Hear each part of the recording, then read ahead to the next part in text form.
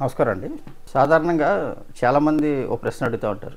నా పేరు రామారావు అండి, నాకు ఏ దిక్కు కలిసి వస్తుంది అంటారు. పేరు ఏదైనప్పటికీ కూడా, ఏ నక్షత్రం అయినప్పటికీ కూడా, ఏ డేట్ ఆఫ్ బర్త్ అయినప్పటికీ కూడా అందరికీ అంటే కులం మతం అనే సమస్య లేకుండా ప్రతి ఒక్కరికి అన్ని దిక్కులు కలిసి వస్తాయి. మనం చేయవలసిందల్లా వాస్తు శాస్త్ర ప్రకారం చక్కగా ఇల్లు నిర్మించుకుని మంచి గాలి వెలుతురు వచ్చే విధంగా ఆహ్లాదకరంగా ఇల్లు నిర్మించుకుంటే అందరికీ అన్ని దిక్కులు పనికొస్తాయి. అంతేగాని ఒక్కొక్కరికి నా పేరులో మొదటి అక్షరం సా అండి, నా పేరులో మొదటి అక్షరం నా అండి, ఏ దిక్కు అయితే నాకు కలిసి వస్తుంది అంటారు.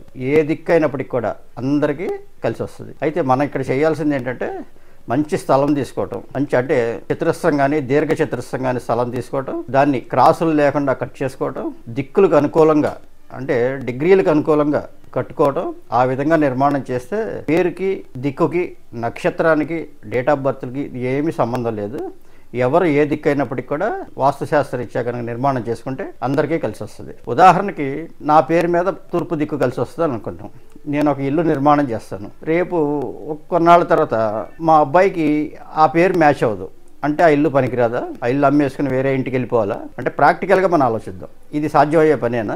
ఇట్లా ఈ అపోహల్లో చాలామంది ఇప్పటికి కూడా నన్ను చాలామంది అడుగుతుంటారు ఫోన్లు చేసి, అంటే నా పేరు ఇది, నాకు ఏ దిక్కు స్థలం తీసుకోమంటారు, లేకపోతే నేను ఒక అపార్ట్మెంట్ అద్దెకి వెళ్తున్నానండి, ఏ దిక్కులో ఉండమంటారు, తూర్పు తీసుకోమంటారా, పడమర తీసుకోమంటారా అని అంటారు. అంటే దక్షిణం అనేసరికి చాలామంది భయపడతారు. దక్షిణ ఫేసింగ్ అంటే దక్షిణ ఫేసింగ్ అయినా, తూర్పు అయినా, ఉత్తరం అయినా, పడమర అయినా ఏదైనప్పటికీ కూడా వాస్తుశాస్త్ర ప్రకారం మనం నిర్మాణం చేసుకుని దానిలో కనుక జీవిస్తే సుఖశాంతులతో ప్రశాంతంగా జీవిస్తారు. దీంట్లో ఎటువంటి డౌట్ లేదు. అంటే ఇది ప్రాక్టికల్గా ప్రూవ్డ్ అనమాట. అందుకనే అపోహలు పెట్టుకుని నాకు ఈ పేరు కలిసి రావట్లేదు, నన్ను ఇప్పటికీ కూడా చాలామంది అడుగుతున్నారు, ఏమండి నేను ఉత్తర ఫేసింగ్ ఇంట్లో ఉన్నానండి, నాకు వద్దని చెప్తానే ఉన్నారు, అయినా కూడా ఉత్తర ఫేసింగ్లోకి వచ్చి ఉన్నాను, ఇక్కడికి వచ్చినప్పటి నుంచి నాకు కష్టాలు స్టార్ట్ అయినాయి అంటారు. కానీ అది ఉత్తర ఫేసింగ్లో ఉండటం వల్ల కాదు, ఆ ఇంటిలో ఇతర వాస్తుశాస్త్ర పరంగా కొన్ని ఏదైతే దోషాలు ఉన్నాయో ఆ దోషాల వల్ల వాళ్ళకి ఆ ఇబ్బందులు కలుగుతాయి తప్పితే ఉత్తర ఫేసింగ్లో ఉన్నందువల్ల వాళ్ళకి వచ్చే ఇబ్బంది అనేది మాత్రం అది పూర్తి అబద్ధం అనమాట.